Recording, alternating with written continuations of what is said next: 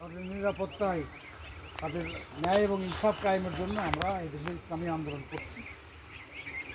এই আল্লাহর আইন জারি করতে গিয়ে নবীর দাঁত ভেঙেছে, দেশ থেকে তাড়িয়ে দিয়েছে। তো মা, তোমরা একটা ভোট দেবো তো? আমরা তো ইনশাল্লাহ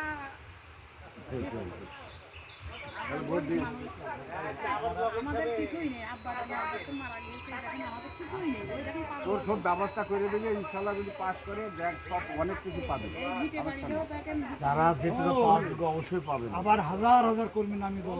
আমি কথা বলে আসছি, কাঠ এই দেখেন 30 কেজি চালে নবীকে দেশ থেকে তাড়িয়ে দিত না। কোরআনের আইন জারি করতে গিয়ে আল্লাহ নবীর দেশের মাটিতে জায়গা হয়নি। ইব্রাহিম আলাইহিস সালামকে আগুনে ফেলে দিয়েছে, হ্যাঁ, মুসা আলাইহিস সালামকে তাড়িয়ে লোহিত সাগরের ওপারে নিয়ে গিয়েছে।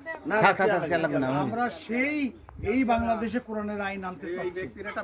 তা মা, তোমরা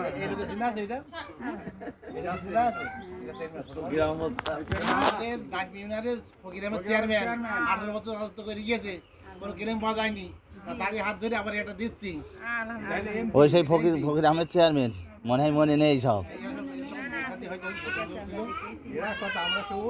শোনো শোনো শোনো, এই সূর্যের আলোতে যে আল্লাহ দিচ্ছে, আমরা সেই আল্লাহর আইন চাচ্ছি। বুঝতে পেরেছেন? আমাদের মার্ক হবে দাড়িপাল্লা, এমপির মার্কা হবে দাড়িপাল্লা। একবার একটু দেখা যাক। ভোটের কি সিদ্ধান্ত হয়েছে?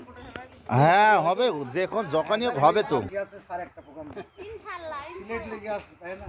ইনশাআল্লাহ কইলে খুশি হলাম। আপনি যে কথাটা কইছেন বিএমপি চাইয়ে কি জামাত আমি এটা শুনে খুশি হলাম। আলহামদুলিল্লাহ। জি, নিজেরাও পক্ষে দিতে হবে। শোনো, আমাদের জান, আমাদের মাল, আমাদের জীবন, আমাদের সম্পদ, আমাদের রক্ত, এ দেশের শাহাদাতের রক্ত আমাদের শিরা উপশিরায়। আমরা চাই কালেমার শাসন আসুক, নবীর দাঁত ভাঙা রক্ত ধরা সেই ইসলামী দেশে আসুক, মানুষ তার অধিকার পেয়ে যাক। এই বাড়ি কি আছে?